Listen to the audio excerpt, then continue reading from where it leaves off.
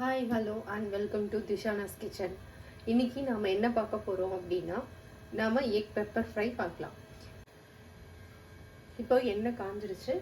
இதில் நாம் கட் பண்ணி வச்ச ஆனியனை சேர்த்துடலாம்.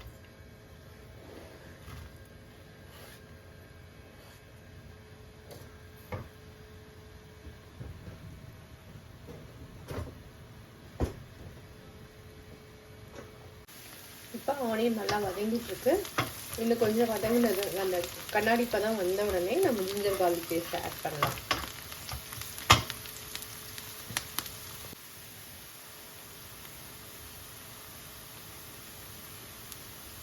இப்போ நல்லா வதங்கிடுச்சு. இதில் ஒரு spoon ginger garlic paste add பண்ணிக்கலாம்.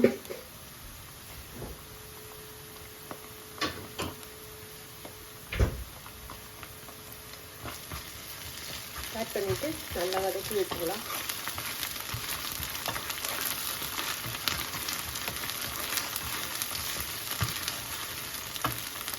இது நல்லா வதங்குற வரைக்கும், பச்சை வாசனை போகிற வரைக்கும் வெயிட். இப்போ ஜிஞ்சர் கார்லிக்கோட பச்சை வாசனை போயிடுச்சு. இதில் ஒரு மீடியம் சைஸு டொமேட்டோவை கட் பண்ணி இதில் ஆட் பண்ணிக்கலாம். இப்போ இதுக்கு தேவையான அளவு உப்பு போட்டுக்கலாம்.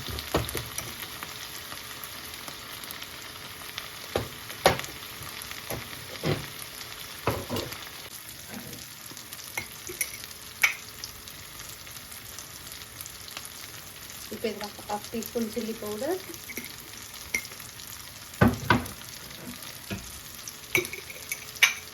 ½ டீஸ்பூன் கரம் மசாலா,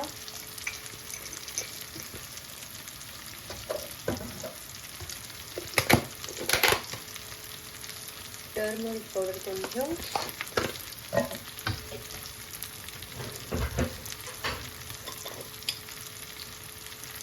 ½ ஸ்பூன் மல்லித்தூள்,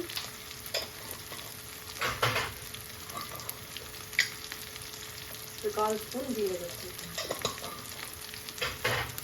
போட்டு நல்லா கிளறி விட்டுடலாம்.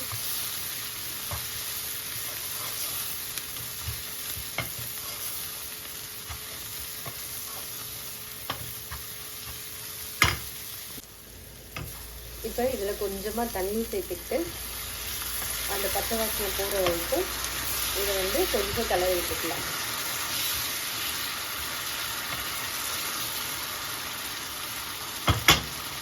இப்போ இதை கொஞ்சம் சிம்மில் வச்சுட்டு கொஞ்சம் நேரம் லோ ஃப்ளேமில் வச்சுட்டு அது கொஞ்சம் நேரம் இதாகட்டும். பச்சை வாசனை போன உடனே நம்ம எக் அடிச்சு ஊற்றிடலாம்.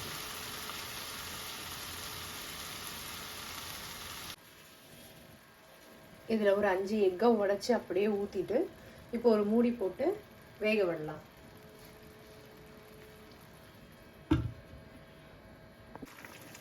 இப்போ முட்டையை திருப்பி போட்டுக்கலாம்.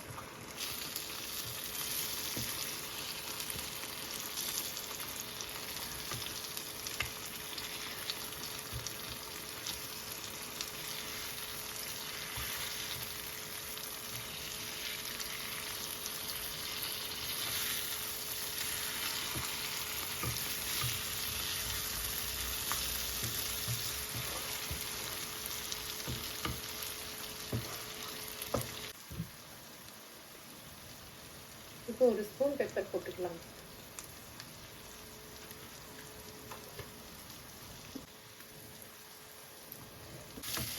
இப்போ எக் பெப்பர் ஃப்ரை ரெடி ஆகிடுச்சு. இப்போ அவ்வளோதான், நம்ம அடுப்பு ஆஃப் பண்ணிடலாம்.